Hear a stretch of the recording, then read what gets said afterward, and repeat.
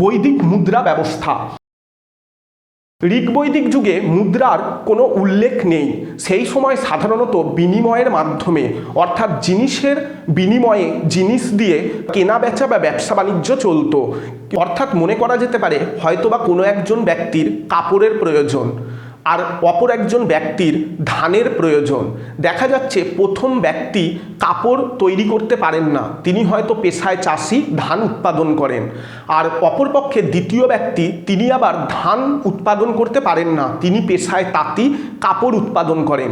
তখন প্রথম ব্যক্তি হয়তোবা 4টি শাড়ির বিনিময়ে ওই দ্বিতীয় ব্যক্তির কাছ থেকে এক ধামা ধান সংগ্রহ করতেন।